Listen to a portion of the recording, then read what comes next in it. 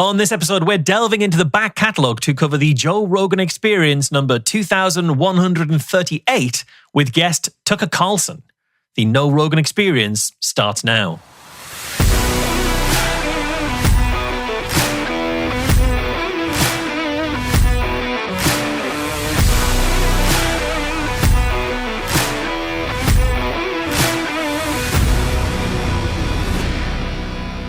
Welcome back to the show. This is the show where two podcasters with no previous Rogan experience get to know Joe Rogan.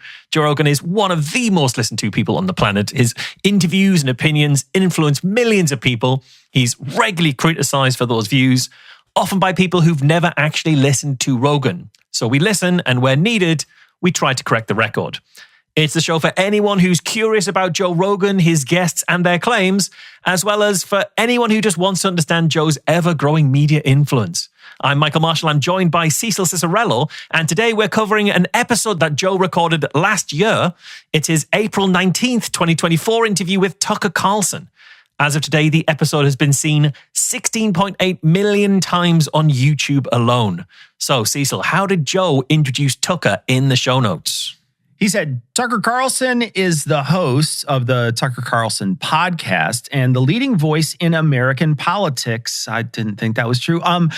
After spending nearly 30 years in cable news as a host at Fox News, MSNBC, and CNN, he is reshaping the media landscape in his newly founded online media company, Tucker Carlson Network, dedicated to telling the truth.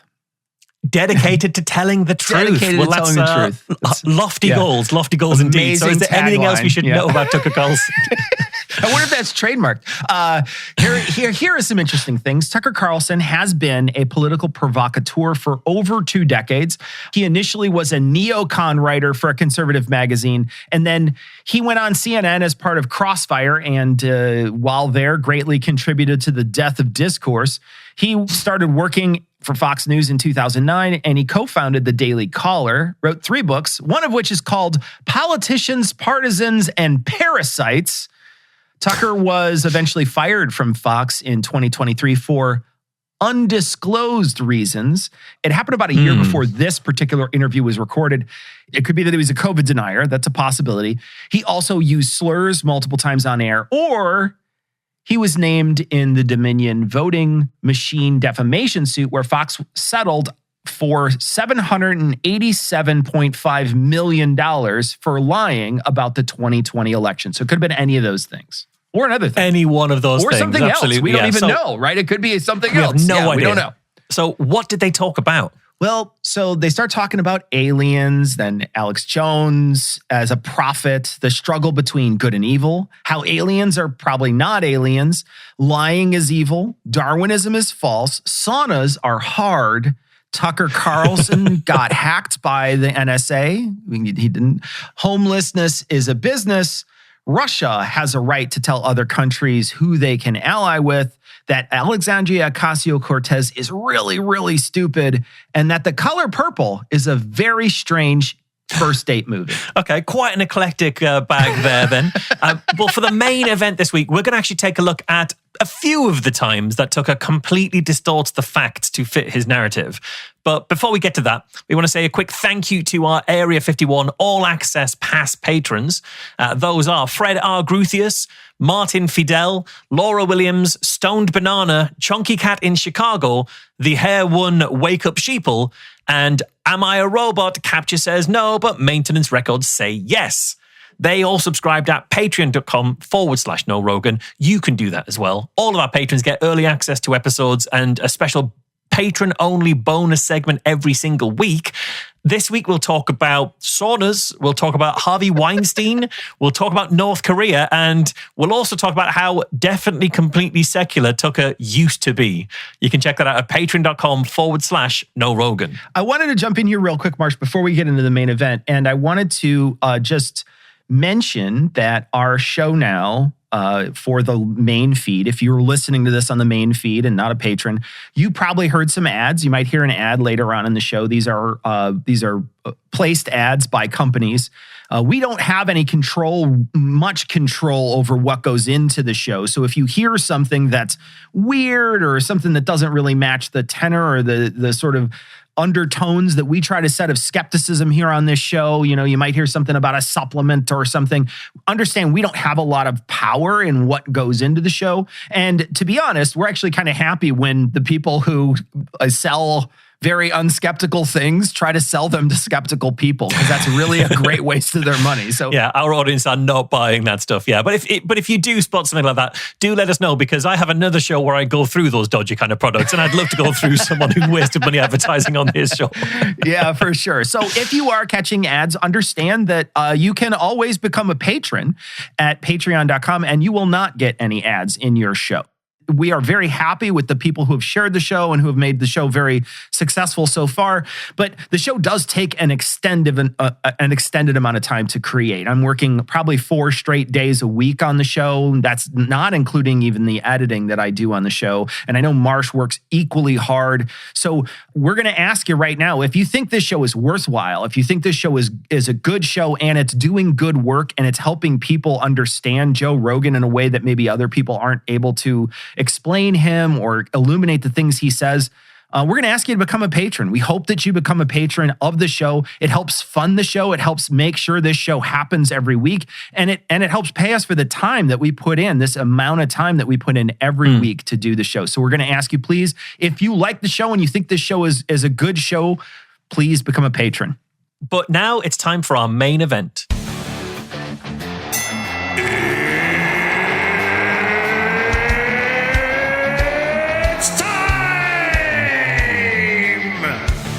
A huge thank you to this week's veteran voice of the podcast. That was Andy Wilson from the Incredulous podcast, announcing our main event. Thank you very much, Andy. Remember that you too could be on the show by sending a recording of you giving us your best rendition of It's Time. You can send that to noroganpod@gmail.com, as well as how you'd like us to credit you on the show. So we're going to get started with this Tucker Carlson discussion. This, like we suggest, was last year. So some things that we play today, you're going to want to keep in mind the context of when this was being played. This is well before the election, clearly, and things like that. So try to keep that in mind as we work our way through. So we're going to start out very, very simply with talking about the Amish, because that's where you start all conversations that happen on technology, is with the Amish. I don't know. Is your average Amish teenager happier than your average conventional American teenager on Instagram? And of course, the answer is, oh, yeah. Well, they certainly have less instances of autism, which is really fascinating. It's very, very the fascinating. Amish have less autism? Yeah, there's almost none. Well, I'm not surprised. It's extremely rare. Why do we think that is? Oh, I wonder. I really do. I can think of a couple. Yeah, it's funny. I don't want to go Bobby Kennedy. Well, that's the problem. Right. If you go Bobby Kennedy, they'll come for you. But the why? question is why? Look, and I don't know the answer, but how is that not in the debate? How is that not in the conversation? Well, it's not only not in the conversation, you're punished for adding it to the conversation. Yes. And so, we are dancing around anti-vax conspiracy theories right now. But why be on the defensive? It's like... You sure are. My goodness. Yeah, they absolutely were. Can we just say that that's because they're not diagnosed? Like they don't have doctors who diagnose them for these things, so they're not being checked for it. So that's why there's lower rates. Yeah. It seems like there's lower rates of autism within the Amish community, but that's because you've cherry-picked a population which specifically eschews modern medicine and avoids seeing a doctor, and then you're shocked that you don't have an accurate diagnosis here. It's like there's still Amish people who are autistic. It's just they're not seeing a doctor who's diagnosing them. I also think it's interesting, just again, we'll see what Tucker will do this constantly throughout this conversation, but he raises the question, are Amish teenagers happier than the conventional American teenager on Instagram? And he says, and of course the answer is yes, certainly. Well, is that of course? Is there an of course there? You haven't given any evidence of that. You just stated what you have to say, and we will come back to that time and time again. But he smuggled a little one in there. Yeah, he did. He slipped one past the goalie there. I also love it when people are on the biggest podcast at the time in the world. He just got knocked off the top, but he had been for many, many years, 4 or 5 years, the biggest podcast in the world. He's got the largest megaphone, and he keeps on talking about, they're going to come for us. You get punished for saying this. How on earth did either of these guys get punished for promoting misinformation about this and other things? They've never been punished for that. No, there's absolutely no accountability here. There's no consequence to what they're saying. Even that they say, you can't go Bobby Kennedy because they'll come for you the way they did Bobby Kennedy. I mean, looking at the world now, it's pretty clear that was not a legitimate fear. Like Bobby Kennedy, their guy that they're saying is about to be sort of pilloried if you mimic him in any way. He's now in charge of your health, Cecil. He's in charge of your country's health. Thanks for pointing that out, Marsh. Super happy about that. I want to talk to really quickly because there's a fallacy here called correlation without causation. And if you look up measles cases, they were high in 1965, but so were marriage rates. And if you look at the graph, they both go down at the same rate. So they essentially go down to where now marriage rates are low and so are measles cases. And you could put a graph next to each other and be like, wow, those two things are happening at the same time and they presume to be true. I don't presume what he is saying to be true, but let's presume that the things you're saying are true. That doesn't necessarily mean they're connected. So it's just a bad way to think. Sometimes two random facts can be true at the same time and have nothing to do with each other. Yeah, absolutely. I mean, and bear in mind that they picked up vaccines as the thing that Amish people aren't doing, but there's a lot of other stuff that Amish people aren't doing, and they're not picking up on that. There's a lot of things that Amish people eschew from the modern world, but it's weird that they've decided to focus on vaccines. And I think we'll actually stay on vaccines because they've got more to say about that. Oh, okay. Well, let me play that next clip. If you purport to represent science and you're mad about a question... And you're ignoring data. Yeah, but even in the absence of data... Right. Science is a process. Yes. It's not a result. It's a way of doing things. Mm-hmm. And at the core of science is asking questions, including unlikely questions. Right. That's what science is. Right. And if you don't allow that, then you may be doing something, but what you're not doing is science. We can say that conclusively. Right. So for people to wrap themselves in the mantle of science and attack you for asking a question, they're frauds. And I don't know how they have the moral high ground in this. I don't think they do, but I think it's the same kind of mindset that allows people to create the nuclear bomb. Because you say, listen, we're not even saying that vaccines cause autism, but let's say this. If you're looking at all the data of all the things that cause autism and you see that the vaccine schedule ramps up considerably and then you have autism, which seems to at least be more diagnosed than ever before, people will instantly say, we stopped polio, we stopped smallpox, vaccines have saved millions of lives, and they're probably right. We dropped that bomb to keep Germany from dropping that bomb. We need nuclear weapons so that other people don't have nuclear weapons. We do a thing that maybe has some negative effects but is overall good. And I think you can kind of apply that sort of logic and reasoning as a human being to very messy issues. I want to jump in to mention something that he talks about very early on when he says you're not allowed to ask the question. And you are allowed to ask any question you want. But when it comes back peer-reviewed as false, you don't get to keep asking the same question and saying it with the backing of science. Yeah, absolutely. Like, you should eventually stop asking questions that have already been answered comprehensively. What they're doing is something that the science writer Jonathan Jarry recently described as the square one fallacy. The idea that you have to be constantly starting back at square one and question the fundamentals at every time, even if they're incredibly well established.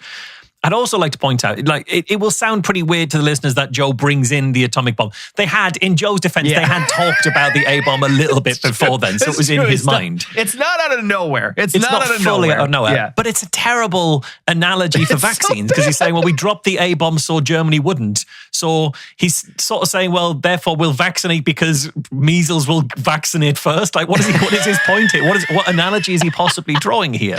This does not possibly work. So when he talks about, applying that sort of logic and reason, he's not very good at drawing analogies that make any kind of coherent sense. And also, this is a straw man. He's saying that when someone brings up this idea of vaccines may cause vaccine injury, other people will argue their point by saying vaccines save lives. And that may happen on occasion. But often what I hear when someone says vaccines cause vaccine injury, they say, yeah, but there's not a lot of data that shows that that's a widespread phenomenon. It's a very, very rare phenomenon. And we sometimes take very, very, very slight risks for our benefit, like getting in a car, right? Like we all get in a car every day. We all assume that there's going to be a tiny, tiny risk that we're going to get into an accident. Actually, there's probably a way bigger risk of getting into an accident in a car than there is getting a vaccine injury, but we do it every day. And so like this idea that he's saying that there's a straw man out there that they will completely bring up something else to try to combat this isn't true.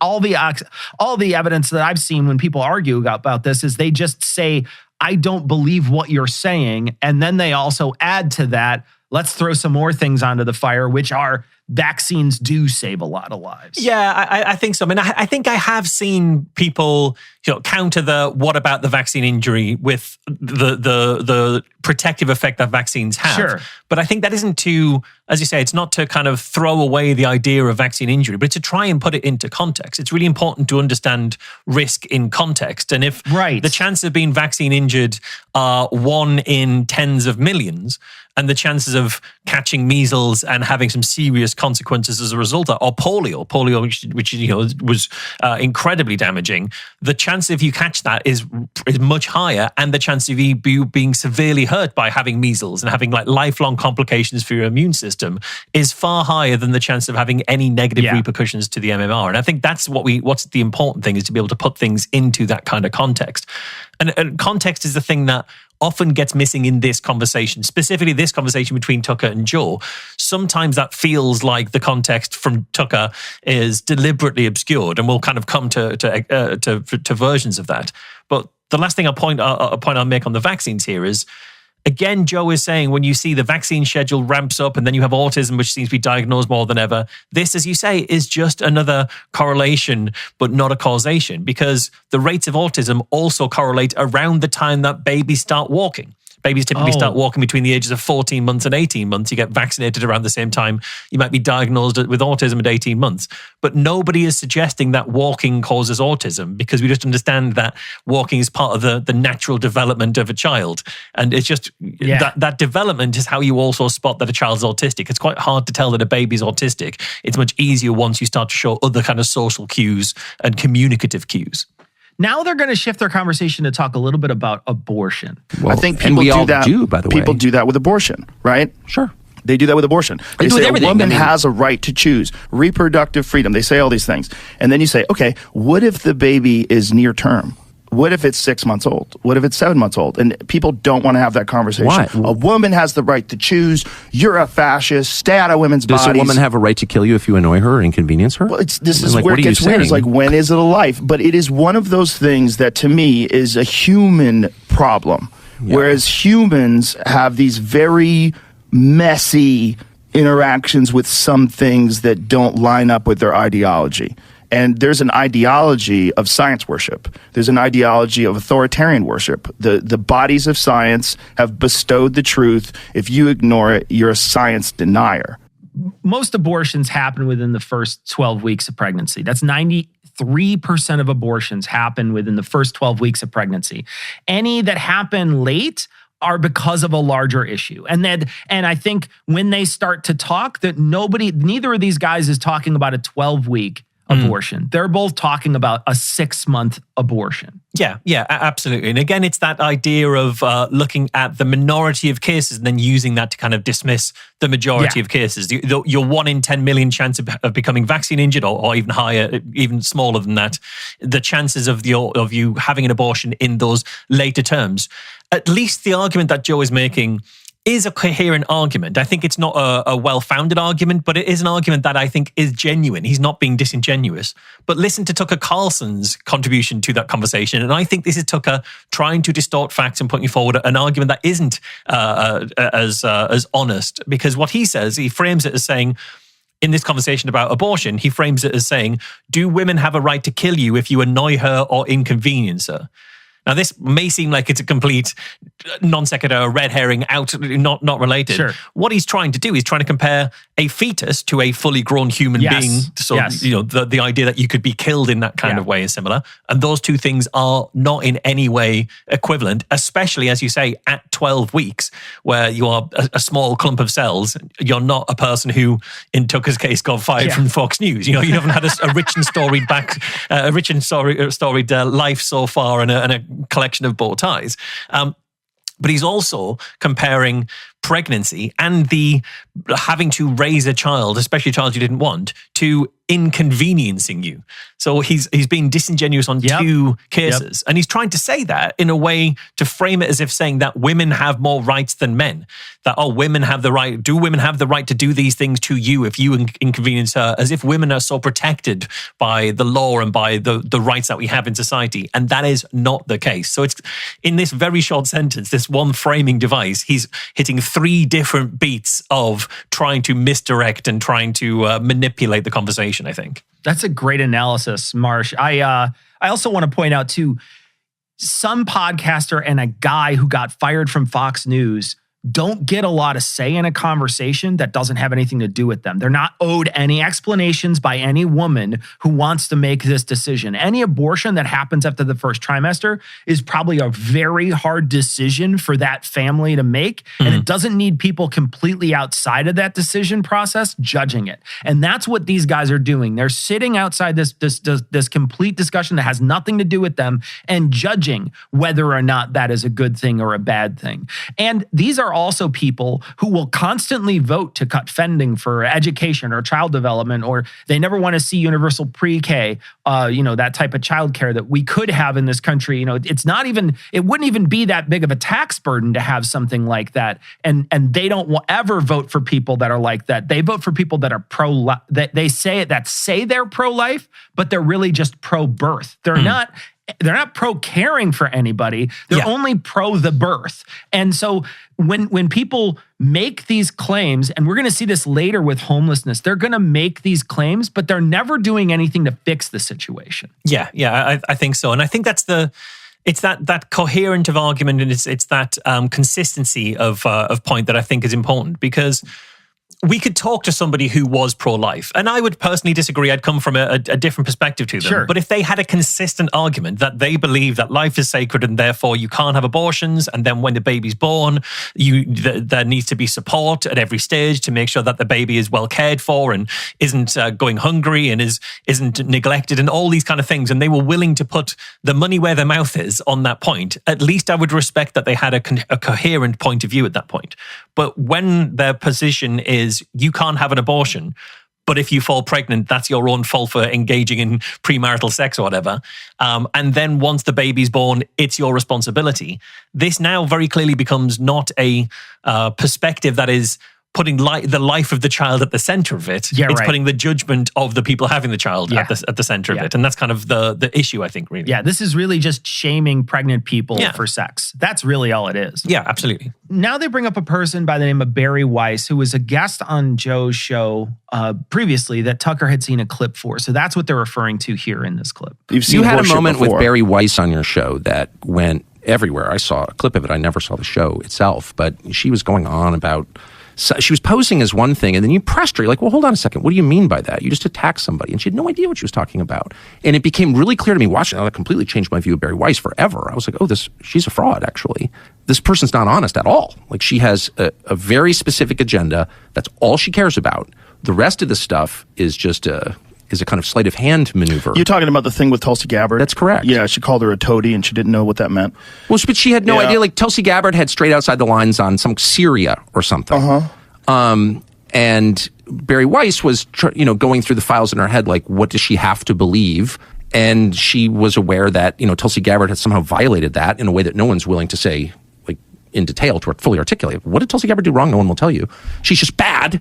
Yeah. And then what that revealed about Barry Weiss is she's completely dishonest. Like, she's a liar, actually. You can't, by the way, if you attack somebody, particularly personally, and can't explain why you're attacking the person, like, that's not acceptable. You're a dishonest person if you can't explain why. And I think this is really interesting. This really does show how Tucker makes his points, because he goes straight to Barry Weiss is a fraud, and he portrays it as that Tulsi Gabbard strayed outside the lines on Syria. Like it was some very minor, inconsequential thing that any one of us could have done, and now she's being unfairly hounded and attacked. And to be clear, like Tulsi Gabbard, there are some really serious concerns about her positions on Syria, her positions on Russia, to a point where even the intelligence services were warning that she could be in serious risk of being compromised. So like there are concerns that go far, far above she strayed outside of the lines. But Tucker's goal here is to minimize any genuine criticism of Tulsi Gabbard into something incredibly small, and therefore paint anybody who criticized her as not just wrong and not just overreacting, but a liar and a fraud, and therefore someone we have to write off and not listen to at all. Yeah, she met with the dictator of Syria, Assad, who has been accused of genocide. Like this is a guy who's this is not somebody who you just meet with just to have a chit chat with. This is somebody who most people, most countries around the world think is a genocidal ruler. And you don't just go out of your way to meet with that person. Here's another example. This is from another article. This is from an independent article I'll put in the show notes. Here's a quote. In the summer of 2015, 3 Syrian girls who had narrowly survived an airstrike some weeks earlier stood before Tulsi Gabbard with horrific burns all over their bodies. Gabbard, then a U.S. congresswoman on a visit to the Syria-Turkey border as part of her duties for the Foreign Affairs Committee, had questions for them. How do you know it was Bashar al-Assad or Russia that bombed you and not ISIS? She asked, according to her translator, who had a conversation with her and the girls. Like, this is a person who's, apologizing for a dictator in some ways. She's having conversations and often reciting essentially what is a Russian position on many different foreign policy issues that are coming up for America. So if somebody says something bad about her and says, I don't like her, or I don't think that she's, she seems like a toady for Russia, that's a perfectly reasonable thing to say. And just because you verbally bullied a lady on your show doesn't mean she's wrong. Yeah, absolutely. And that's why it's so important for Tucker that he can't get into the substance of what Tulsi Gabbard has done or been accused of, or any criticisms that have ever actually been leveled at her. He wasn't even going to bring up that it was about Syria. He was going to just stay at the very vague levels of Barry Weiss was, he said, going through the files in her head to figure out, to remember what she had to believe, as if we just all given this prescribed list of opinions that none of us question, and only Tucker and a small number of other people are willing to question it. This idea that Tulsi Gabbard has somehow violated, this is what Tucker said, Tulsi Gabbard somehow violated that in a way that no one's willing to say. Plenty of people are willing to say, plenty of people have said, and they've said it to Tucker. So either Tucker has forgotten that happened, or he is trying to make it seem like he doesn't know that those things happened.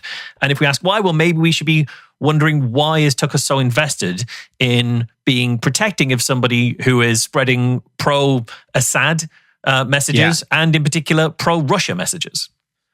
Okay, they shift their conversation to someone that Tucker recently interviewed. So this is another person who is also doing some work. It seems, at least they got charged with it, doing some propaganda work for Russia. I just interviewed a guy who is a black nationalist socialist. Okay, so I'm obviously not much of a black nationalist. I don't know if you're aware of that, but I'm not, and I'm not a socialist either. But this guy is facing prison time under the Biden DOJ because he said things they don't like about foreign policy. And I just interviewed the guy for an hour, and it was like, because on principle, you should be able to say what you think, period. What is this gentleman's name? He was actually it turns out I loved him. And I'm embarrassed I can't. He's a member of a pretty small black nationalist socialist group. It's like the Revolutionary Black Nationalists or something like that. They're out of Southwest Florida. And he's literally facing prison for repeating Russian disinformation. He's not even accused of doing anything. He's accused of saying things the Biden DOJ doesn't like. Well, what were these things that he said? Repeating Russian propaganda. About the invasion of Ukraine. And his point was, well, there's a backstory here, which is that NATO has been moving eastward since 1991. And that's a massive threat to Russia. Missiles on their border from a hostile power is a threat. And the Biden administration accelerated that. And in response, Putin invaded eastern Ukraine. Now, you can disagree with that, but that's hardly a crackpot view, by the way. I think that's actually true. But even if you don't agree that it's true, you don't have to be a paid propagandist from the Kremlin to say that. Right. I have said it. I'm not a paid propaganda. Is this a gentleman? That's him right there. 4 Americans from a black empowerment organization work with Russian intelligence to spread propaganda, Feds say. Okay. It's literally Russian propaganda, what they're talking about. This is Russian propaganda. Also, they bring up that old, NATO 1991 thing. If you want a country you don't control to do something you want them to do, there's other ways you can do that without actually invading them. There's plenty of ways to do it. Now, I'm not going to say the United States doesn't take invasion off the table, because they sometimes don't. But I definitely think there's a lot of nations in the world that we convince to do things either through the soft power things we talked about last week, or in other ways to not actually just send your troops there to invade them. And that feels like a last resort type of thing. And they're not talking about any of those things. They're immediately like, oh, of course they're justified. They should be able to send troops wherever they want if somebody doesn't do exactly as they wish.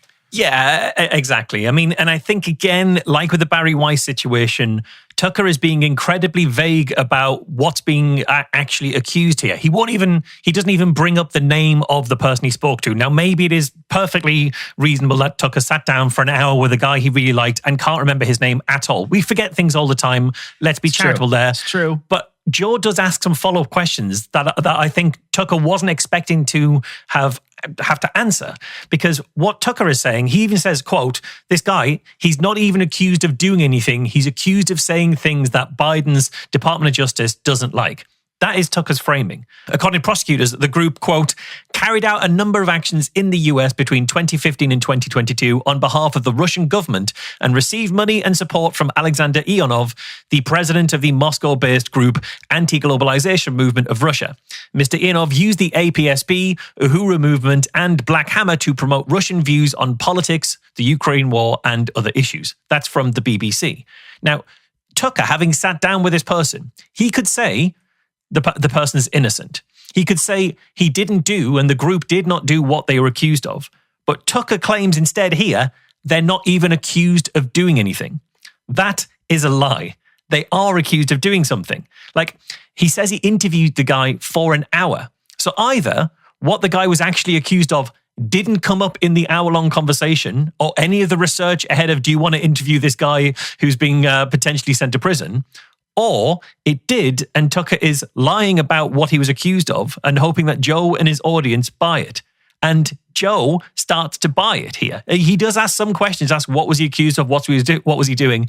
But ultimately, Joe doesn't question whether this guy was actually doing anything wrong at all. Marsh, I totally agree that they're obfuscating the reason why. And he keeps saying over and over, and I think we've heard this a bunch. We heard this with Mark Andreessen too. This reminds me of Mark Andreessen, where they're being debanked because of their political opinions, was what he said. And in this case, it's Tucker saying they're being prosecuted for their political opinions because they're saying things against the government. That everybody keeps on trying to frame what was our previous presidency as if you said something against the government, you got prosecuted, or you had something bad that happened. They wielded some sort of power, whether it's a banking institution, they force a banking institution to punish you, or they punish you themselves.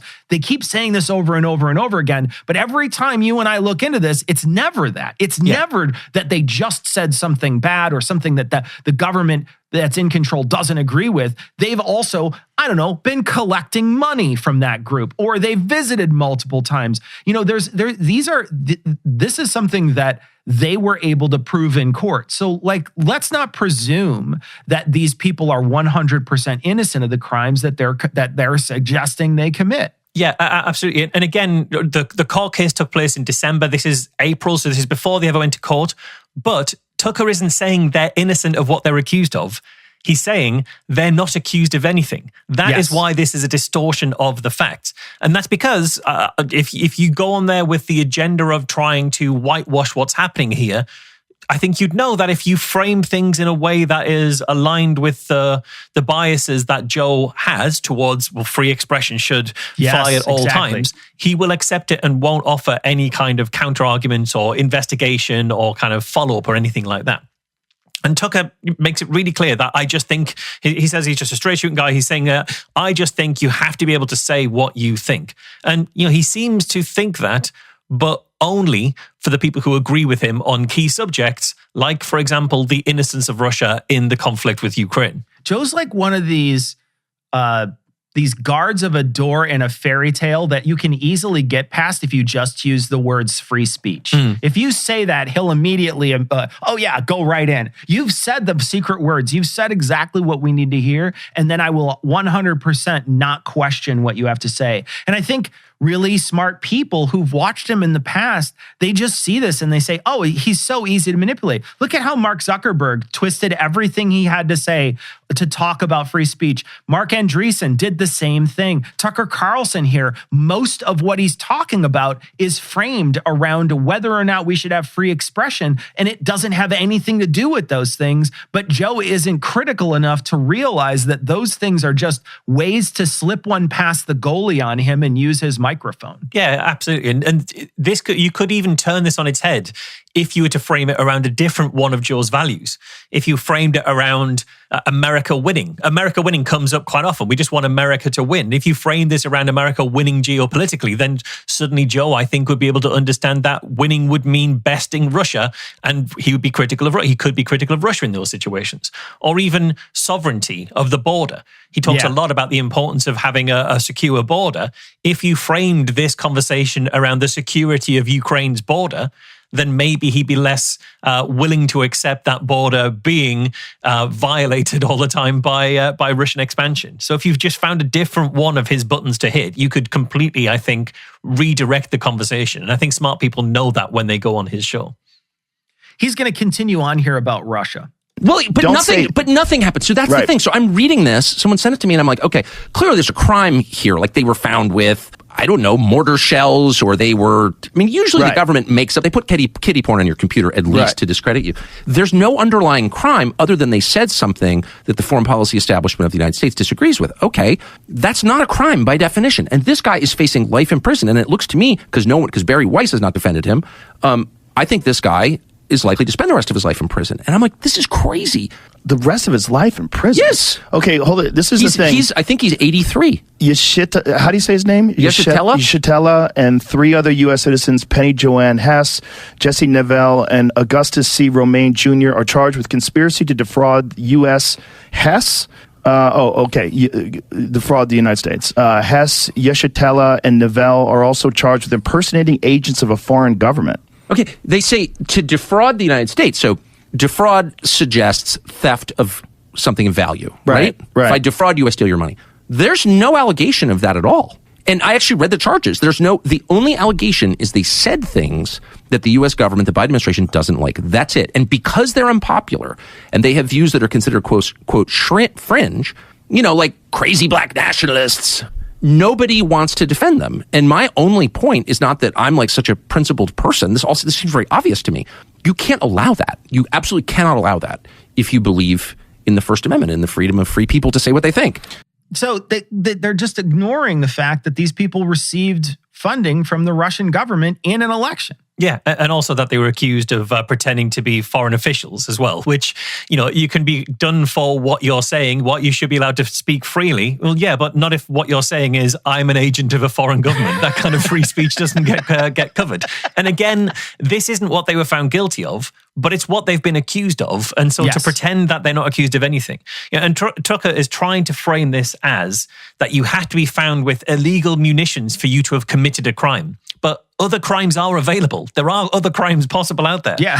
He's even repeating this. He says, quote, there is no underlying crime other than they said something that the foreign policy of the establishment of the United States disagrees with. And I actually read the charges, and the only allegation is that they said things that the Biden administration doesn't like.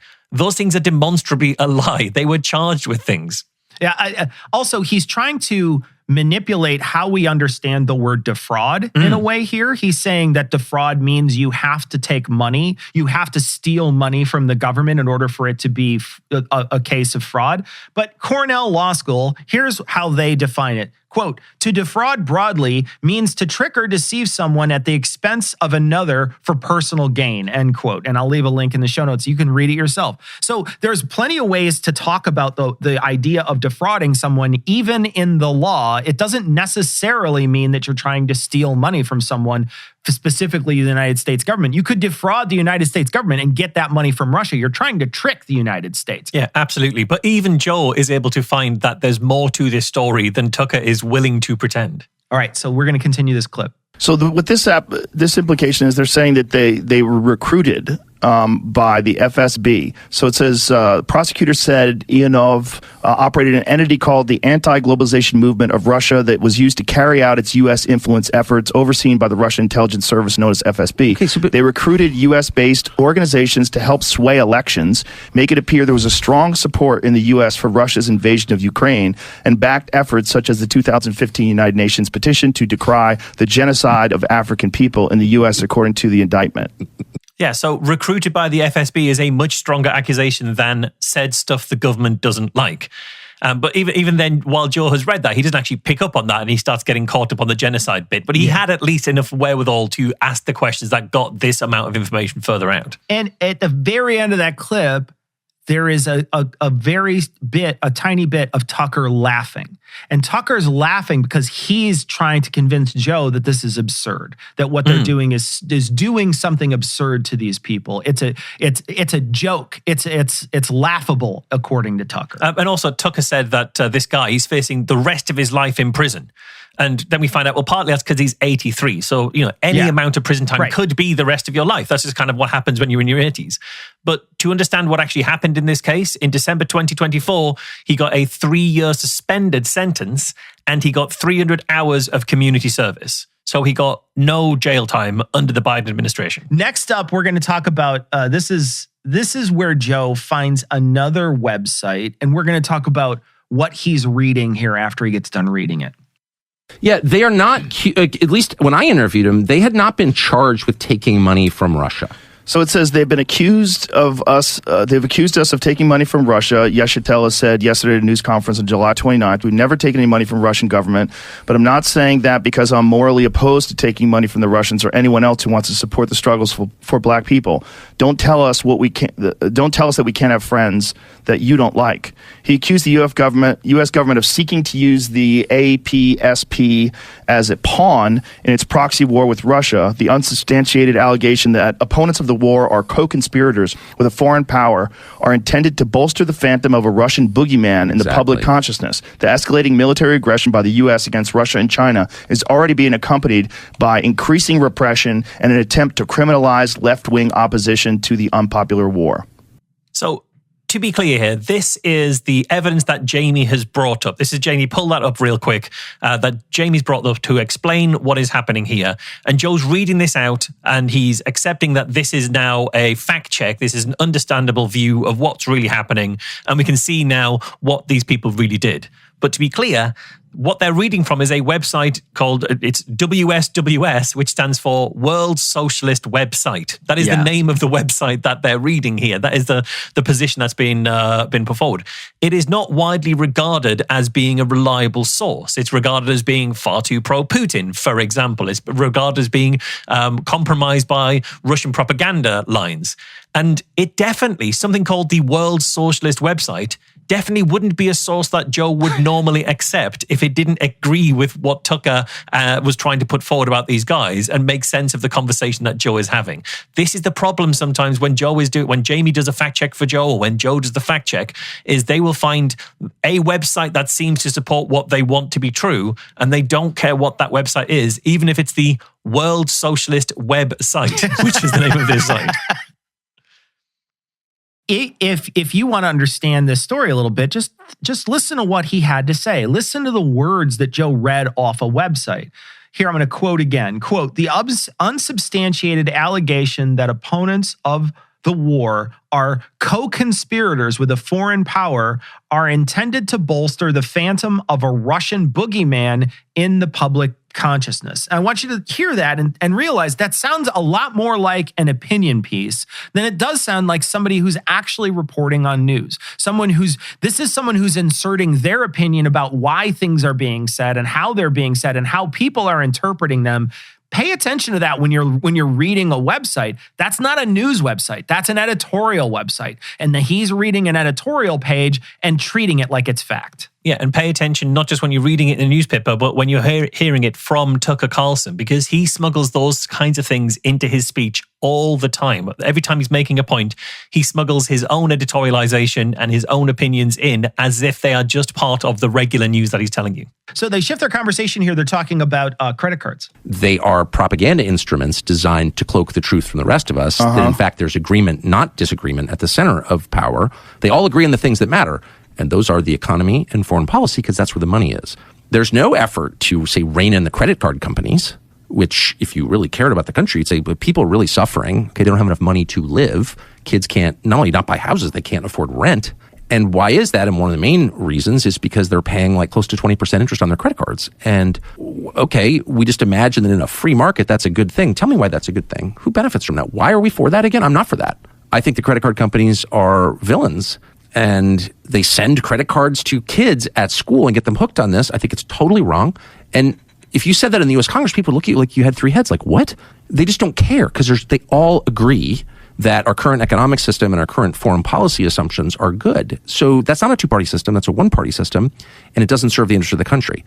See, this, I think, is an absolutely perfect example of the way in which Tucker will distort facts and shape narratives to make you feel a certain way and therefore believe him, because he's explaining things that are genuine issues. Nobody thinks that you should be pushing credit cards on kids, or that people should be paying 20% interest and be absolutely drowning in credit card debt. Those are all very reasonable positions.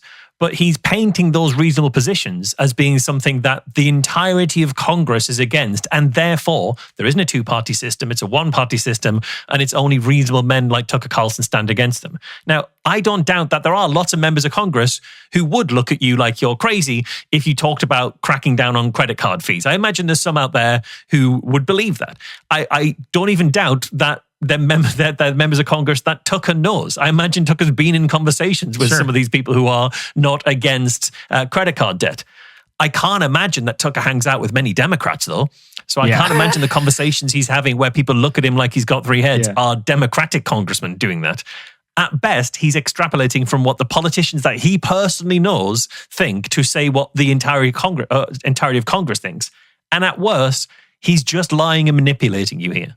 And it took me 45 seconds to find a bipartisan bill by Bernie Sanders and Josh Hawley to cap credit card interest rates at 10%.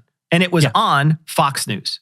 So this isn't hard to find. It's not like, when you make a statement, and a straw man statement at that nobody cares about this in Congress, you're literally lying to people. This is a bipartisan bill. This isn't just choosing one side. I also found a link that I'll put in the show notes that talks about how Senate Democrats are taking aim at credit card fees. There's a lot of people that don't like what credit cards are doing, but this is a total misrepresentation of someone else's views. And it's like super easy to explain other people's views, but to him, this is easy for him to distort their views to get his point across. Yeah, and his point is you can't trust the parties. You can't trust the government as it is. Therefore, you need to be looking outside at outsiders and the kind of people he wants to push you towards. Okay, so now we're going to talk again about Russia and why the invasion of Ukraine happened. No, I really think what they said was what I have said, and a lot of people have said, which is there was a reason for this invasion. I personally think the invasion was a bad idea. It didn't help anybody. I'm against war. I'm sad the war's ongoing. But they were pushed to this by a more powerful country, which would be the United States of America, with the threat of including Ukraine in NATO. It's really simple. And right before the invasion, days before the invasion, they send poor Kamala Harris, who has no idea what day it is, to the Munich Security Conference, an area she knows nothing about, no experience in it at all. And they send her there for one purpose, which is to announce at a press briefing, with all the cameras rolling, to Zelensky, right there, she says, we want you to join NATO. What? No other NATO members were clamoring for Ukraine. It didn't even qualify for NATO membership. Why would you say that? When Putin's got troops massed on the Ukrainian border, you send your vice president to the Munich Security Conference with the world watching and say this that no one even really wants? Why would you do that? To provoke war. Obviously. What's the other reason? And it was scripted. Like, Kamala Harris is not freeballing stuff. Like, she's saying what she's told to say. Obviously. It's not her area. She doesn't know anything about this stuff. She was told to say that. But why? To provoke a war. Obviously. So that was my read. I said that on Fox News. Not a lot of people liked it, but it just seemed obvious to me. I'm not making excuses for Putin. Please. You didn't convince me. You didn't convince me with that line. You didn't convince me at all. when you're nervously laughing at the end of that line. I'm sorry, man. How is that not making excuses for Putin? He is saying that the US provoked Russia into war, but he's also saying they did it deliberately, that the US deliberately made provocative statements in order to provoke Russia into war, and Russia had no choice. That is making excuses for Putin. There's no two ways about it. And obviously, he's distorting a lot of facts here. He's saying that nobody wanted Ukraine to be in NATO. Well, for one thing, Ukraine applied to join NATO in 2008. And in the Bucharest Summit Declaration in April 2008, NATO said, NATO welcomes Ukraine's and Georgia's Euro-Atlantic aspirations for membership into NATO. We agreed today that these countries will become members of NATO. That would be a very weird statement to make if none of the membership countries in NATO wanted that to happen, because NATO just represents the views of its membership countries. Ukraine only really deviated from that plan to try and join NATO when Viktor Yanukovych came into power in 2010, Yanukovych being a Putin ally who turned his back on those plans. That in turn led to the protests and his removal from office in 2014. So Ukraine absolutely wanted to join NATO. Mostly, the people who didn't want Ukraine to join NATO were Russia, who aren't in NATO, but they have got influence, and then their close allies like Hungary and Tucker Carlson, basically the close Russian ally. Right. Ukraine would have been admitted a decade ago, were it not for the fact that I think there were 7 members who were said to be unsure about it, and one of those was the US. It's not like every member of NATO were enthusiastically trying to get Ukraine in. There were some reservations. Germany, Belgium, Spain, Slovenia, and US were amongst them. But there was also a lot of positivity from other members about Ukraine joining NATO. I wanted to find, because first off, he cannot stop insulting Kamala Harris throughout this entire piece. He's insulting Kamala Harris, her intelligence, what she knows, how she's completely out of her depth, et cetera, et cetera, et cetera. Well, I wanted to find where he said basically that she went over there and invited them into NATO and said we wanted them as part of NATO, especially after what you're saying, Marsh, that the United States was not one of those countries that suggested. They were one of the countries that said, hey, maybe we shouldn't. I want to read to you, and I'm going to put a link to the actual transcript in the show notes, but I'm going to read to you what she said. She said, let me start by saying that I appreciate and admire President Zelensky's desire to join NATO. And one of the founding principles of NATO is that each country must have the ability to determine their own future in terms of both their form of government and, in this case, whether they are to be desire to be a member of NATO. And I'll put it in context because it's obvious. It's also the point that, therefore, no other country can tell anyone whether they should or should not join NATO. That should be their independent choice. This is the point of sovereignty. So I respect President Zelensky's desire to be a member of NATO. NATO is a membership. It's about nations coming together as a group and making decisions. No one country can say, I want to be, and therefore I will be. And no one country can say you cannot be. And that is the heart of the very issue which were presented with the terms of the Russia aggression or stated aggression towards Ukraine. So he's absolutely lying and misrepresenting. She is very careful with her words here. She's not saying, I want you to be part. She's like, it's a process. You know, we respect that you want to be part of this. This is a really nice rejection letter. That's what it sounds like to me. It sounds like when you apply to a college and they're like, man, you're going to have a great career somewhere else. That's what it sounds like to me. It sounds like a politician threading the needle of an incredibly intensely tricky situation. And yet the way that Tucker tells it is that this was the poor Kamala Harris who had no idea what she was saying, was sent in there to provoke Russia into war with an aggressive statement. That is not true. Tucker is lying here. Next bit here is about homelessness, and they spend a little bit of time on this. So we're going to do 2 full clips on this. You're getting rich from the homeless, actually. Yeah. And is there anything more disgusting than that? It's some junkie who's dying in misery outside the convention center in San Francisco, and you're making money on that? They're essentially using those people as a battery to expand the power of government. Yeah, and their own personal advantage. Yeah, they're expanding government. They're making more government employees. Now there's tons of people that are working on the homelessness problem, air quotes. And, they probably all have blue hair and they talk nonsense. And nothing's getting done. And no one's being punished for it. But when they did that study where they said that they had no data, like, how are you... What? You can't say whether or not it's doing anything? Yeah. How'd you spend $24 billion? But why are they not treated as like the most reprehensible people in our society? I think there's too many things to think about. There's too many things to think about. They're talking here about how disgusting it is to exploit the homeless while they are exploiting the homeless for political talking points. They're not trying to help the homeless here. They are just using them as a pawn. They're also presenting this Californian scheme that spent $24 billion as if the scheme tried to find evidence of effectiveness but couldn't find any. Now, in reality, the results of an audit into this scheme found that insufficient work had been done to keep track of the outcomes. For the avoidance of doubt, that's bad. If you're spending £24 billion worth of taxpayer money, especially at that scale, you have a duty to ensure that you're making sure that that spend and that work is being done effectively. But you weren't doing enough to keep track of the data isn't quite the same thing that Joe's painting here. Joe is painting the picture of people not doing anything with the money and then being able to justify it. And that is not what's happened. There's another clip where they continue on talking about homelessness. What's crazy to me, just having spent most of my life in Washington, is how close this is to the lawmakers physically. So the U.S. Capitol sits across from something called Union Station, which is a really beautiful train station, right on Capitol Hill. And so to get into the Capitol, when there's a massive homeless city there, and people dying of drug ODs right there. And so to get to work every day, lawmakers have to like step over the bodies of fellow Americans dying, living outdoors, shitting in the bushes, addicted to drugs, which is hell, okay? And they have to ignore that on their way to creating utopia in some foreign country. And you're like, does it ever occur to you that that's disgusting? That your primary duty is to the drug addict, your fellow American, you're doing nothing? And you're telling me how we're going to make Eastern Europe into, this brave new world?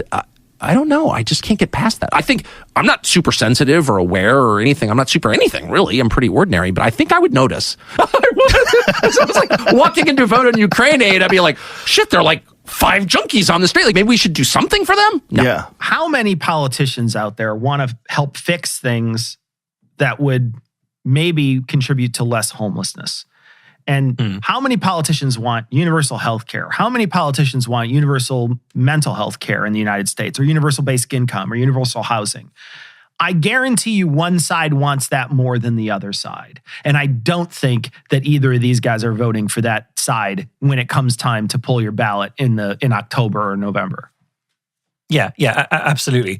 And what we have here is a massive false dichotomy.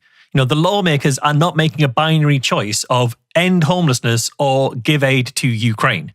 And because in reality, the people opposing aid in Ukraine are the same ones, as you say, opposing spending money to help house the unhoused. But this is just another instance of Tucker finding anything he can in order to undermine the fight against the Russian invasion of Ukraine. At this point, he's willing to exploit the suffering of homeless people in order to try and say, well, maybe we shouldn't be sending money to Ukraine. And you have to start asking the question, why is Tucker so invested in turning every talking point into we need to stop helping Ukraine and we need to accept what Russia has got to say? We should be asking that question. Tucker's a big fan of asking questions. How about we ask that question, Tucker? Seems like an important one. But I think this is one of the things that bothers me about using, like you suggested earlier, you said they're using the homeless for a pawn. And here's what this is. The right will constantly talk about this thing called virtue signaling. They say you're virtue signaling. You're using this group to sort of talk about how virtuous you are. But they are right now doing exactly this. They're using the homeless as a pawn in a conversation to make the other side look evil and corrupt. But they would never, ever vote for a candidate who had the homeless as a priority. People who are trying to fix systemic problems that try to curtail or slow down homelessness are not going to be somebody who they pull the punch for. They're not going to do that. Instead, what they want to do is they want to bring this up to cast aspersions on that other group, but never ever talk about the solutions to that problem. So when you hear them do this, this is what virtue signaling is. They will accuse everyone else of it, but this is exactly what it is. This is going to be fun, Marsh, where a little bit of Alex Jones gets introduced. Well, and he's also channeling some stuff. You can't call 9/11 in detail because you're super informed. Before the fact. He called it. Yes. He literally called it in the summer of 2001. He said planes will fly into the World Trade Centers and they will blame a man called Osama bin Laden. We know that he said that because he said it on tape multiple times. And then he said, call the White House and tell them this. Now, that's all we know about Alex Jones. Let's just say that's the fact set. How'd that happen? Right. How did he do that? No, he's channeling something. You think That's so? super. Yeah, of course. Yeah. There's like no other. I mean, tell me how he did it otherwise. I've asked him about it. How did you do that? At length, at dinner in my barn recently, we were talking about this. How did you do that? I don't know. It just came to me. And that's real. That is real. The supernatural is real. I'm not saying that everything that Alex Jones says is a prophecy from God. It's not. But that was prophetic. And if it wasn't, tell me how it wasn't. In July of 2000, like I lived in Washington in July of 2001. You know, my dad worked in the government. Like I was as well informed as anybody could be about what was going on in the government. I've always been interested in what's happening in other countries. I was aware of Osama bin Laden. I knew about the Taliban. I knew, more than most people. There's not one person who was saying, not one person in Washington, D.C. was saying, at some point soon, they may fly airplanes into the World Trade Centers and blame Osama bin Laden. Like that just wasn't a thing. So if you said that multiple times on camera, there's a reason. And everyone, I've said this to 50 people, what I just said to you, and they all look at me like, yeah, that's stupid. Tell me how it's stupid. Like, tell me how he did that. Okay. Well, I mean, first of all, he absolutely did not, quote, call 9/11 in detail before the fact. He didn't do that. That is not what actually happened at all. I want to say I found an article that fact checks this. And the consolation prize I can offer Tucker here, Marsh, is that Jones did predict in the summer before 9/11 that the United States would conduct a false flag terror attack that might occur. And this might even happen at the World Trade Center in New York. But I think we can all agree it wasn't a false flag attack that actually happened.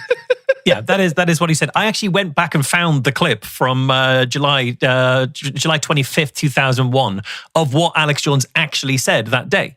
And first of all, he didn't say planes would fly into the buildings. He did not say that. He certainly didn't say it, quote, multiple times on tape.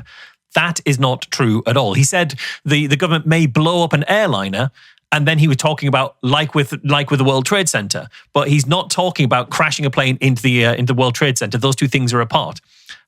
So when Tucker Carlson is saying that's what we know about Alex Jones, let's just say that's the fact set. That is not the fact set. That is not true. He's trying to embed a more impressive fake version of Jones's prediction into this conversation. If he was to get called on the details, maybe he'd drop back to what Jones actually said, if he can remember it. But if he doesn't get called out, this version will be the truth that we are discussing for the rest of this conversation, even though it is not true at all. This is a fake version of what Jones actually said. Yeah, it's not prophetic to say that Osama bin Laden might attack the World Trade Center. Al-Qaeda did it in 93. Yeah, exactly. Almost 10 years earlier. Bin Laden was also an internationally known terrorist at the time. And we know that partly because Tucker Carlson himself even says here, I already knew about bin Laden and the Taliban. So he was already well enough known that Tucker Carlson knew he was a threat. But the month before Jones's prediction, the conspiracy theorist Bill Cooper also predicted that bin Laden would be blamed for an attack against the US. So Alex Jones, who's basically spent a lot of his time at that point being a tribute act to Bill Cooper, just listened to what Bill Cooper said and said it a month later. It's not prophetic at all for Alex Jones to call this a false flag operation or call anything a false flag operation, because that's what he does all the time. Yeah. That is what he calls everything at all times. That's why he got sued for $1.5 billion, because he calls things a false flag operation in order to get status and attention and shock value. In here as well, you can see how Tucker is burying this stuff in his language, making it sort of carrying his ideas through in ways that are just sort of like smuggled in. He says, that was prophetic, and if it wasn't, tell me how it wasn't. That's what Tucker says. But he doesn't want you to do that. He wants you to just believe him and not challenge him or correct him. He said, I've seen this. He said, I've said this again and again. He said, I've said this to 50 people. I don't doubt he said it to 50 people. He brings this up all the time as evidence of Alex having the power of prophecy. But all that means is he's never actually looked into what Alex Jones said in July 2001, despite ample opportunities to do so. So therefore, we can conclude that Tucker Carlson is either a sloppy journalist whose word can't be trusted, or we can say he has looked into it and is still actively lying, in which case he's a liar whose word can't be trusted. Wow. At this point, because he said this so often, those have to be the only two options. He's had every opportunity to check this and hasn't done that, or he has done that and he's lying. So those are the only two options. Both those options have the same outcome, which is we don't believe a word he's saying. So it doesn't matter which of those is true. We don't need to know which is true. We know we shouldn't believe him. But this is how that Alex Jones was right meme spreads. Yeah, it spreads based on people never questioning what he actually said and just taking Alex's word for it, which is a tricky thing to do because Alex is a proven liar. He's been proven multiple times to be a liar. Why are you taking his word for it? If you go back and check the tape, rather just rely on your memory or even his memory, you'll see that what he said isn't remarkable at all. And this even happens in this episode. We had to cut it out because it's so long. It's too long, yeah. But Joe remembers something else that Alex predicted. And he says, Alex predicted it exactly like it is now. And he finds a video and he gets Jamie to play it. And then while he's finding the video, he's talking about how amazingly accurate this prediction from Alex Jones is, how prophetic it is. And then Jamie plays the video and it's a 5-minute unhinged rant about how Joe Rogan is an alien. Alex is saying Joe is an alien. We're all aliens. There are vampire conspiracies and interdimensional essence suckers. And there's 12 dimensions and the elites are living forever. And dark matter means we're all in a dream within inside of a computer program. That is the clip that Joe remembered as Alex prophesizing things, quote, exactly like it is today. That's not what it's like today. So we're going to end the main segment here talking about, because he brings up an interesting conspiracy theory that Tucker believes about Richard Nixon. I mean, if you look at what happened to Richard Nixon, which I, of course, did not understand at all, Richard Nixon was taken out by the FBI and CIA, and with the help of Bob Woodward, who was a Washington Post reporter, who had been a naval intelligence officer working in the White House, working in the Nixon White House. And then he shows up like a year later, and he's this brand new reporter. He'd never been a journalist at all. He's a naval intel officer, the famous Bob Woodward we all revere. And he's at the Washington Post, and somehow he gets the biggest story in the history of the Washington Post. He's the lead guy in that story.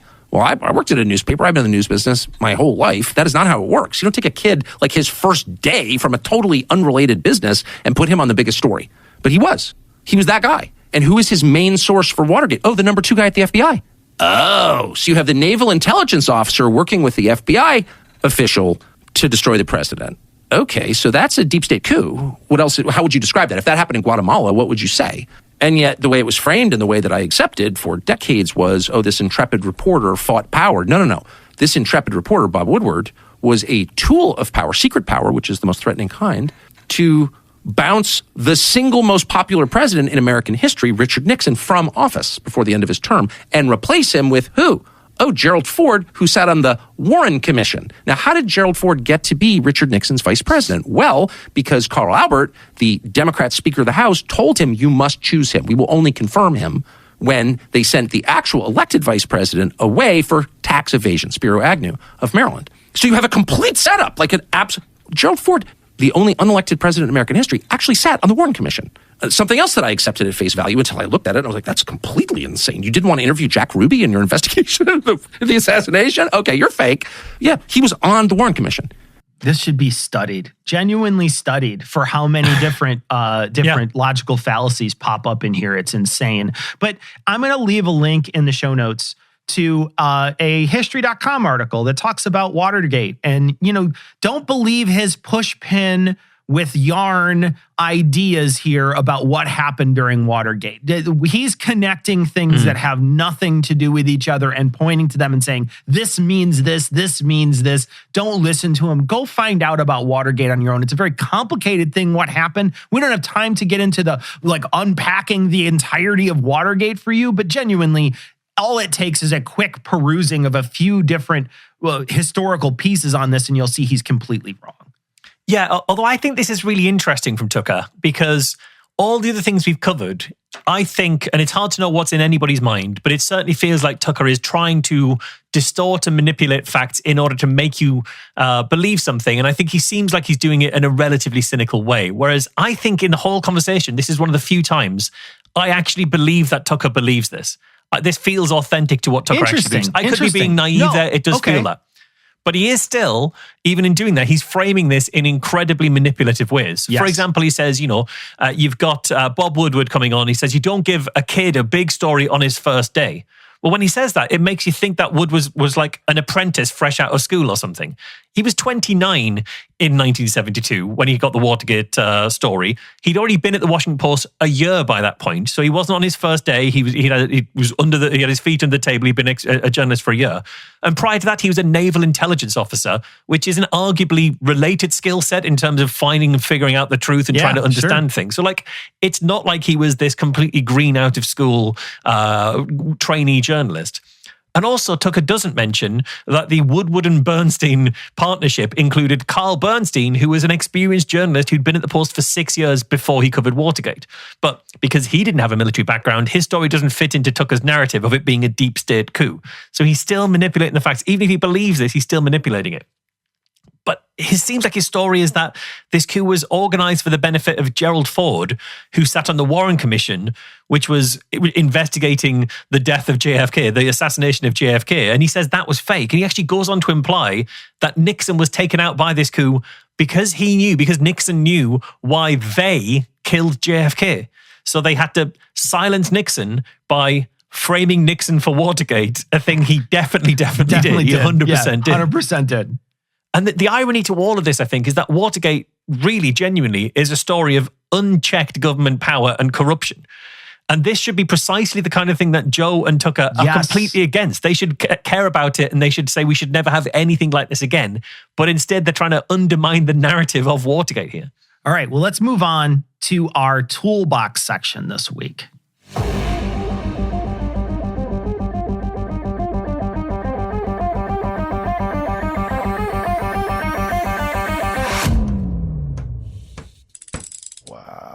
So that's the tool bag, and something just fell out of the tool bag? Okay, so throughout this whole conversation, Tucker is frequently employing, I think, two logical fallacies in tandem all the way throughout. First of all, the first one is that he is constantly begging the question. Okay, now begging the question is a slightly misunderstood fallacy because people think it means begging for a question to be asked, sort of like setting up a situation where you can't avoid this question arising. That's not what begging the question means. Begging the question is actually essentially smuggling your conclusion into your premise so that to accept it, to argue or to talk about your premise, they will have to accept your conclusion along the way. And as an illustration of that, here's an example from early on in the conversation, like 5 minutes in, when they're talking about UFOs. Yeah. I mean, here's what we do know, is that there's enough going on in the skies, but not just the skies, underwater, that the U.S. military has been forced to respond to it. So, like, move aircraft from one place to another because there are too many of these objects in the sky. That's actually happened. Chris Mellon just wrote a long piece about it. So it's real. The government is not controlling it. In fact, it's forcing the government, DOD, to respond. And we know that there is a real effort and has been underway for a long time to keep the public from knowing about it. But that's all known. That's established. I don't think any rational person would deny that. The question is, like, what is it, actually? I mean, now is sort of the point we have to ask, like, what is this? So this, I think, is a really good illustration because he's getting you to the point where what you're talking about is the question, which is, what is it? But along the way, he tells us, well, this is real. He didn't offer us any evidence that the UFO phenomenon is real. He just said it's real, therefore it must be. That's not the bit we're supposed to be questioning. He also says it's established. All right, where is it established? How is it established? Well, he says, it's just known, isn't it? It's all known. In fact, it's so established that, quote, no rational person would deny it. Do you want to deny it? Well, that means that you can't be rational because the premise we've set up is that you can't even be rational if you're denying it. All of that is to get to so now, given all of that, we need to ask what it is. But at no point does he offer us any evidence or reason to believe him. He just sounds really sure of it and then tells us that the question is something else. So we have to just accept everything he said along the way. And so he does this a lot. He does this constantly. We've heard it in the other clips so far, but once you hear it, you can't stop hearing Tucker doing it.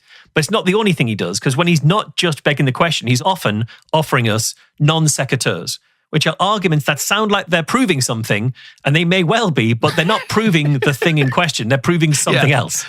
And there's a great illustration of this, again, from the UFO conversation. He's talking about aliens. See if you can hear it. So, no, it's not American technology. Well, or Russian or Chinese. It predates, all of that.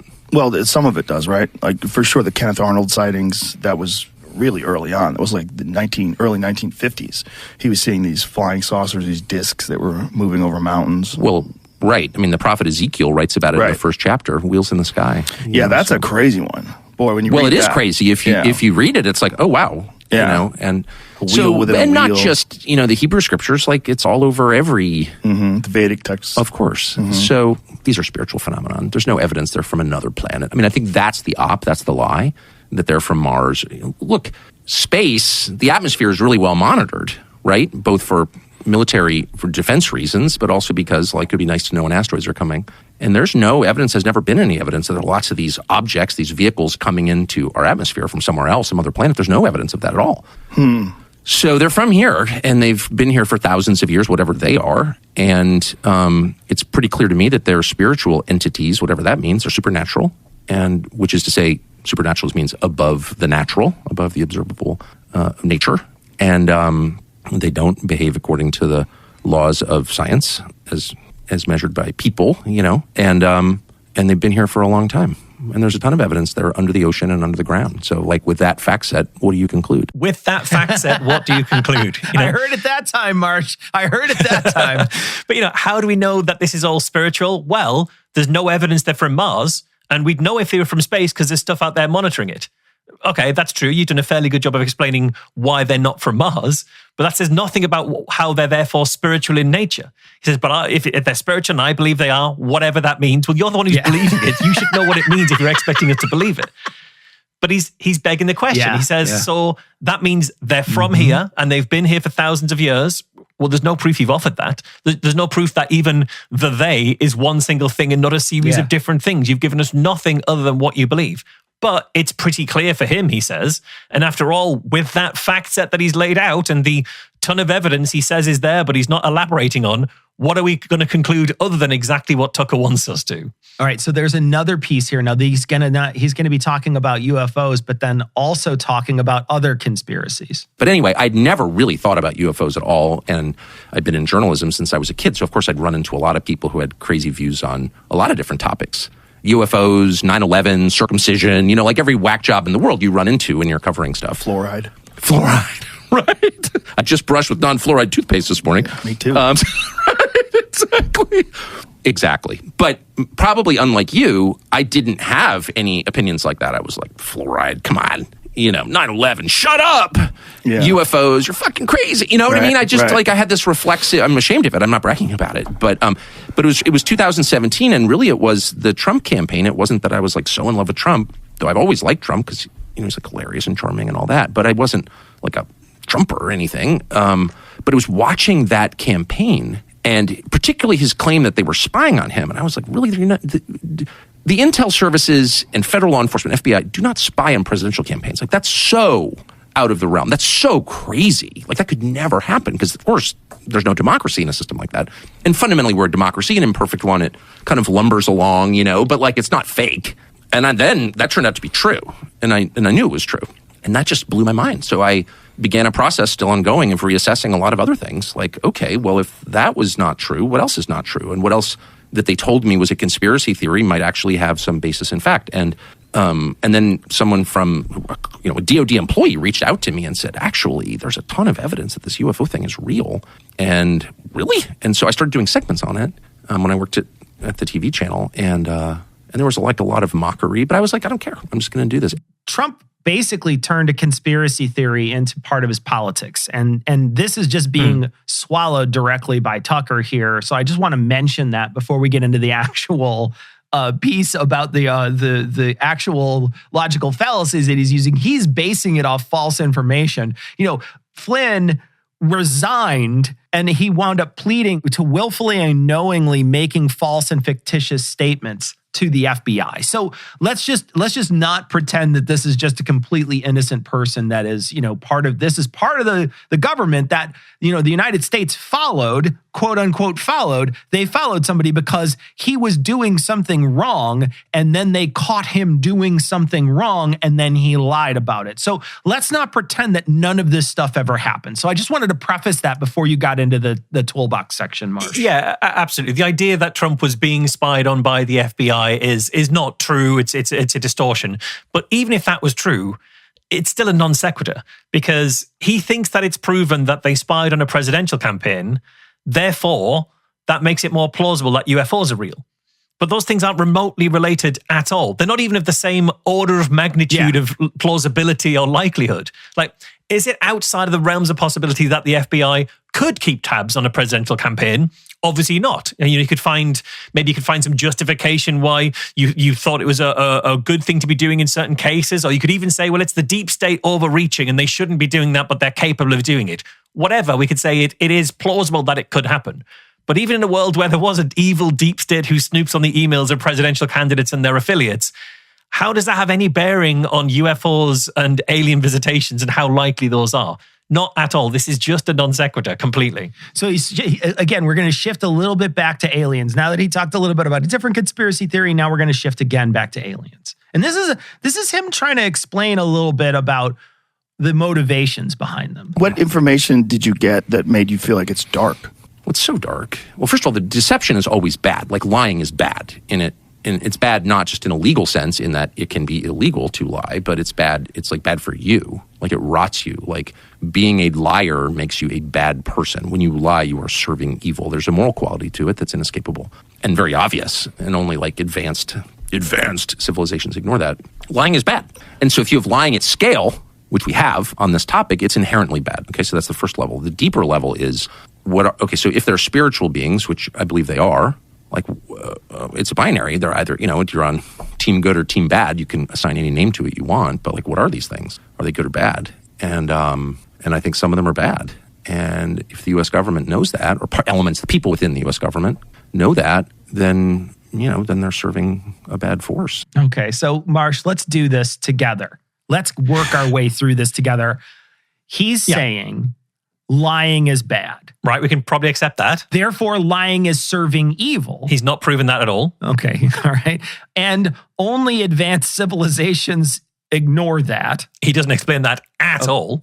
So if you're lying at scale, which he hasn't proven that anyone is, then it's inherently bad. Yeah. So breaking all that down, his reasoning is, if I'm right that it's bad, then it's bad. That's why this is begging the question. Unpicking all of that, that's what he's just said. Let's try one more time, okay? We can carry on, yeah. Yeah, let's do it one more time. On top of that, if they're spiritual, which he has not proven, they're binary good or evil. He's not proven that either. And if the United States government knows that, which he hasn't proven that they do, then they're serving a bad force. Yeah. So again, if they're bad, then they're bad. That's what he's got back to here. And so those are the begging the questions. And this is non sequitur because bear in mind, Joe's question at the start was, what information do you have that makes you think that this is dark? Why do you think these UFOs are dark spiritual beings? And his answer is, when you lie, you are serving evil. Therefore, UFOs must be the devil, essentially. Like, he's not answering or proving the question, but he's walking you way through it as if he's doing that. All right, here's another piece about it being spiritual. Well, when you say spiritual, like what makes you draw that conclusion that they're spiritual? What's the obvious? I mean, spiritual may be the wrong word. Supernatural. They're beyond nature as we understand it. I mean, obviously they are. I mean, just chart their physical behavior. It doesn't, it goes outside of what we understand about physics. No visible means of propulsion, coming at indescribable speed, hitting the ocean, continuing at speeds that are impossible undersea. I mean, in other words, if I take a 9mm round, 7.62 by 39, and shoot you at 50 yards underwater in a swimming pool, and it's even more intense in salt water because it's denser, you could catch the bullet if it even makes it to you, right? So if you have a craft, any object underwater that's traveling at 500 knots as measured by sonar, right there, you're challenging our understanding of physics. Like, what is that? How can that be? So yeah, they've tracked that. They've tracked things going 500 knots under the sea. Yeah, really. Yeah, much faster than any object can actually go undersea. Oh, for sure. Oh, yeah. There's a lot of stuff going on underwater, and a lot. And there's video of these things coming out of the sky into the water and also emerging from the water. Right. Yeah. I just want you to know that Brett Weinstein told us those are projections. So that is true. They're not real vehicles at all. They're not even real. What he's quoting here, what I was able to find is that an admiral told a One America News Network that this happened. So I'll link in the show notes. But yeah, they're saying that they're moving at hundreds of miles per hour underwater, but it's not that they're clocking them. It's just that an admiral said that that's what they're doing. Yeah, absolutely. But all this is a complete non sequitur because at the start, Joe asked him to define what you mean by spiritual. And his answer is to pull out a load of attributes that don't seem natural. Well, he hasn't proven, first of all, that any of those attributes are accurate, but also in no way is he explaining why something supernatural is therefore spiritual. These things aren't related at all. But it works because Joe gets distracted by it and forgets that he asked a very specific question about these things being spiritual. All right, last piece. This is another piece of begging the question non sequitur. And he's talking about how these things can't be good. To what end? So there are two possible explanations, obvious explanations. The first is the one you often hear, which is this is so heavy that if the public were to know about it, it would be just disruptive. It'd be too scary. Like, you don't want to scare people for no good reason. There's nothing we can do about it. And you also don't want to suggest that, the U.S. military isn't capable of protecting the country, the homeland. And it does suggest that. If you can't control these objects in your airspace, and that's known, if they can't, that's known, okay? Then that suggests a limit to the power of the U.S. military, and you don't want to tell people that because then they won't believe that they're safe. I get it. But then there's a deeper level, which is okay, what's your relationship with these things? What is the U.S. government's relationship with these things? And there's evidence that there is a relationship and that it's longstanding. And that raises a lot of questions about intent. And so what is that? And I just personally decided, and people have been hurt by these things. That's a fact. That's a fact. It's a knowable fact. It's a provable fact and killed. And I'm not saying millions of people have been killed by whatever these things are, but people have been killed, and it's known because it's working its way through the courts out of the VA. So, I don't know, an object that is by definition supernatural, it's above the laws of nature as we understand them, and that has resulted in the deaths of people. We don't spend enough time thinking about what that adds up to. Not good, actually, not good. Stop saying it's a fact. Jeez, he says it so many times. Yeah, you're not convincing me it's a fact when you say it's a fact. Yeah, he smuggles them in all the time. And his point is, he says specifically, if you can't control these objects in your airspace, and that's known that they can't, that's known, then that just shows there is a limit to the power of US military. That is begging the question. You are saying that you can't control him. You're saying that these are things that can't be controlled, and you're putting that in your premise. But what about where the UFO was a misidentified plane? That wasn't beyond control. It was fully under control. What about where it was a balloon? Yeah, you can't control it, but not because it's a massive threat, just because it moves around in the wind a bit. And then throughout all of this, he concludes all of this by wrapping up his two unproven assertions. He says, an object that is by definition supernatural is above the laws of nature as we understand them, and that has resulted in the deaths of people. He hasn't proven that it's resulted in the deaths of people at all. I looked into it. I couldn't find any evidence of it. And he goes on to say, and we don't spend enough time thinking about what that adds up to. Not good, actually, not good. He's not said that we don't spend enough time thinking about it either. And all of this is, he hasn't even proven that it's a thing. But now he's just putting in this assumption that we should be thinking about how evil this thing is. We should be first figuring out, are these things even true? Are these things even happening? And he's offered us no evidence that they are. It's really interesting to see him do this rhetorical 1-2 punch, and he does it a lot throughout this entire episode. These are just instances that we found, but there's probably many instances of this where he's doing this rhetorical 1-2 punch, and it keeps you on your back foot because you're constantly listening, and you're like, wait, is that a fact? Hold on, he said it's a fact. Is that a fact? And so you're stumbling, waiting for him to finish up the sentence, and it sounds like what he's saying, the premises would follow, but when you pay attention to exactly what he's talking about, you're absolutely right, Marsh. He is doing a rhetorical technique to try to trick you.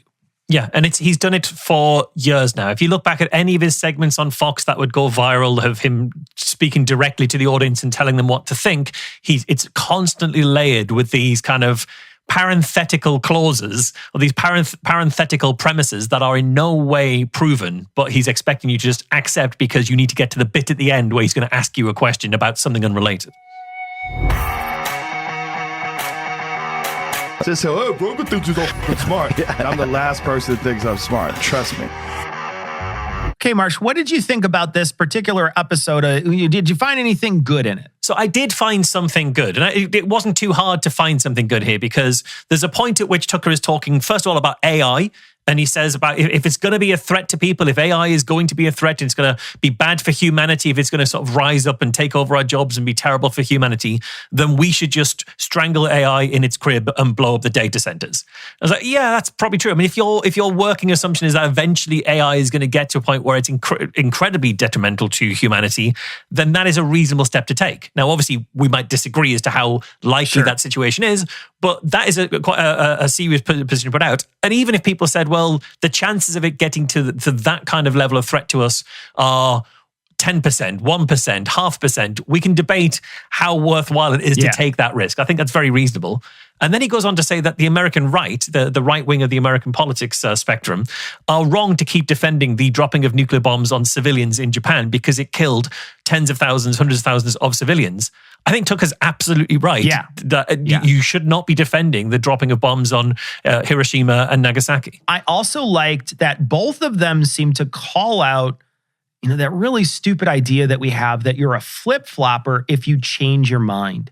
And I think, if you're presented new evidence and you change your mind, that is not you being inconsistent. That is you actually being consistent. That's actually you looking at data and saying, you know what, I changed my mind. And we have this weird thing. I don't know if you guys have that in the UK, but in the United States, we call it flip-flopping. And we talk about it all the time when it comes to politics where, these guys are flip-floppers. Look at this guy, he's a flip-flopper. Before, he wasn't for universal health care. And now, look, he's for universal health care. You can change your mind based on data. And I hate that that's how we've decided to frame our politics in this country. It's so simplistic and silly. And they both call it out, and kudos to them. I agree wholeheartely. Yeah, me too. I mean, over here, we typically call it U-turning, to a point where Margaret Thatcher made it a point of pride that she never made a U-turn. She said on stage during a thing like, U-turn if you want to, but the lady's not for turning. It's okay, so you can't change your mind based on getting new evidence then. That is another reason to dislike Margaret Thatcher. I've got a long list. That's horrifying. All right, that's our show for this week. Remember, you can access more than a half hour of bonus content every week for as little as $1 an episode by subscribing at NoRogan.com, or you can go to patreon.com/NoRogan. Meanwhile, you can hear more of me at Cognitive Dissonance and Citation Needed, and more from Marsh at Skeptics with a K. We'll be back next week for a little more of the No Rogan Experience.